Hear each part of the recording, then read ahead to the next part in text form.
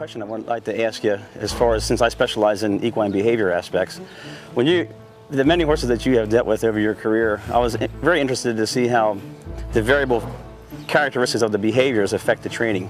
I mean, does it determine the length the horse is going to be able to go, if it's a sprinter or a stayer, based on any kind of behavior characteristics that you look for in that, or you don't pay too much attention to that, or how much effect does that have on your training?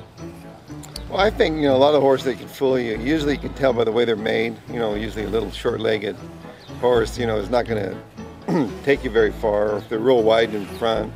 But, they can fool you. I mean, I've had horses I thought could really go all day, and they really were good sprinters, So I think the behavior, you don't see it until you get them in a group of horses, like when you start working horses together. Yeah. You can tell, like, I've noticed with my really good horses, if I have a really good horse in there, they start separating themselves, especially young horses going 5/8 of a mile.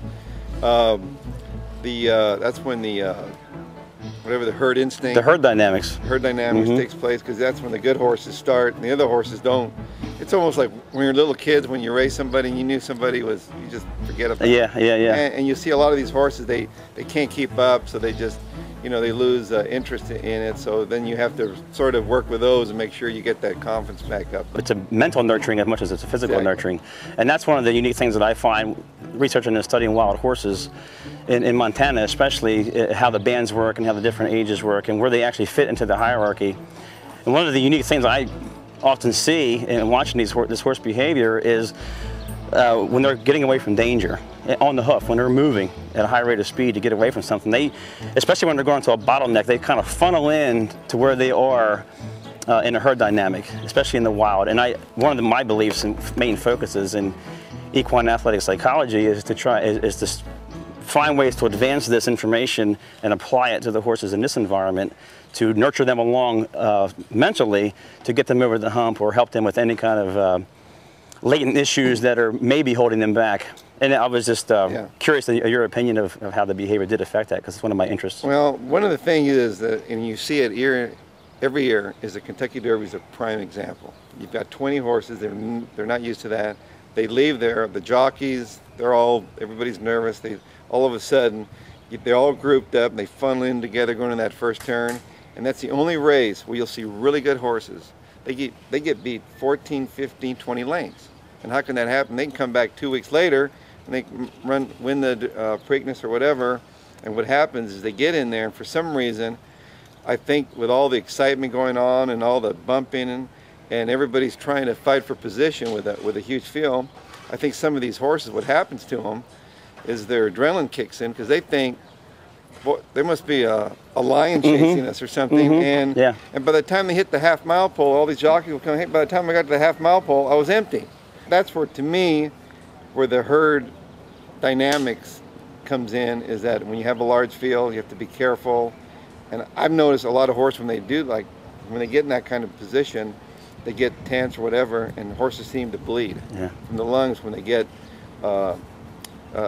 scared like that. So, but I know one thing: the Derby is probably the main race where you leave there and says, how could this good horses get beat that far? Yeah, that's very true, and it's a classic example of something that I see in the wild. And horses can become maybe a little bit insecure or not so confident in what they're supposed to do or where they're going to go in the moment, and they want to buddy up with somebody else, and it's a herding holdup. And they figure, well, I don't know what's back here, but I know these guys are all going this way, so I'm going to stay attached to my buddy over here, or the next three over here, and we're going to move together because it's safer in numbers in a survival situation. And then mind that bird, in that particular case, from what I could see, was completely alone in any dynamic. It was no more different for Pioneer than Nile Nose horses to be passing by a sagebrush going across the field, because they didn't care about it. It wasn't affecting their environment.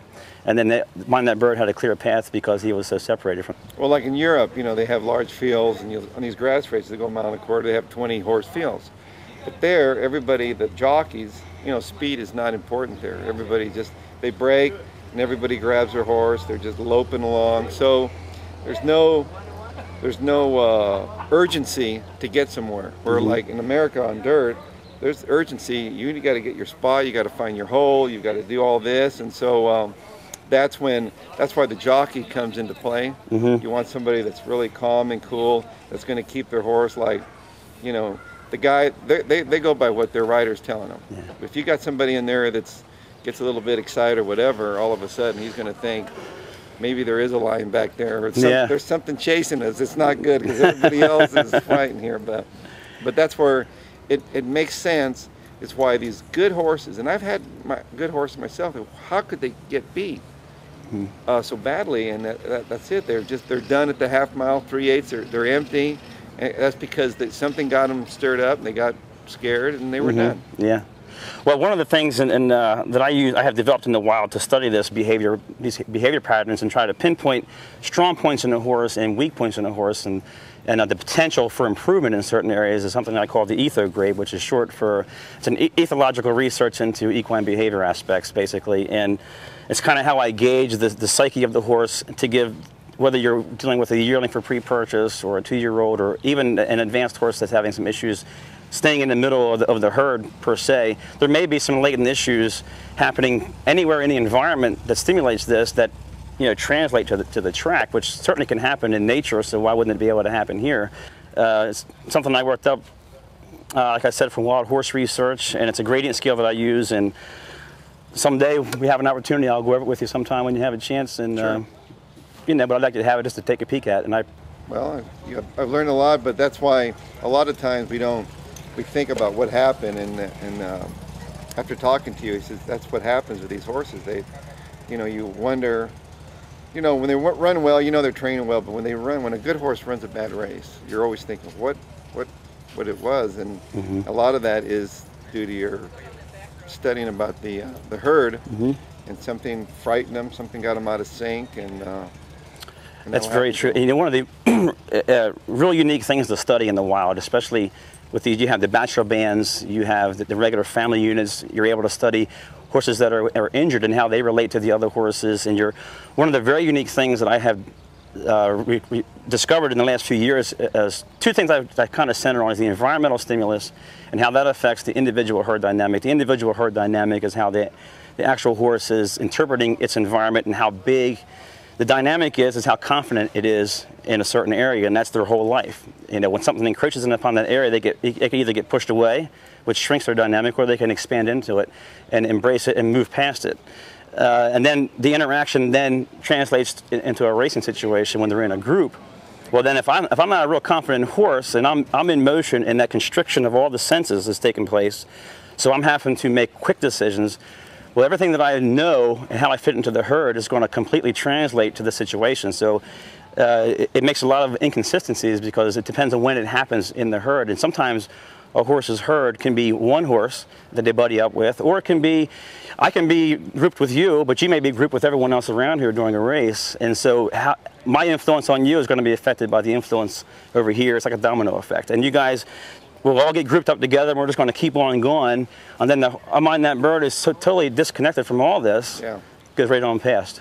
You know, and one of my theories is the best friend of the horse is also the worst enemy for the horse, is that their ability to assimilate to an environment oftentimes allows the people who care for them to become apathetic and complacent to the mental nurturing that takes place and you know, management of stress, anything that makes them nervous or stressful. You know, from a psychological standpoint, it's, you know, every other business has athletic psychologists for football teams, basketball teams, what have you. These horses are athletes, and paying attention to the mental soundness and nurturing that along becomes, to me, quite an obvious importance for this situation. Well, I mean, most trainers, I mean, I've been around them all my life, and you know, there's about 5, 6 different personalities, and once in a while you're going to get the odd one, but you just, you know, they can't talk to us, and thank God. Imagine what they would say to us. But it was, you know, you can just, they're like children, and you just have to read them well every day. They'll tell you, they'll tip you off, hey, you know what, I'm just not, and if you push the issue, they'll go the other way on you. So we're constantly trying to read them. You know? So, but they usually, they'll let you know if they're not doing well, and they'll let you know if they're happy. So, but it's fun. It's just like working with children all day long. Well, I definitely appreciate your time, and it was very informative, and I enjoy, you know, learning about this.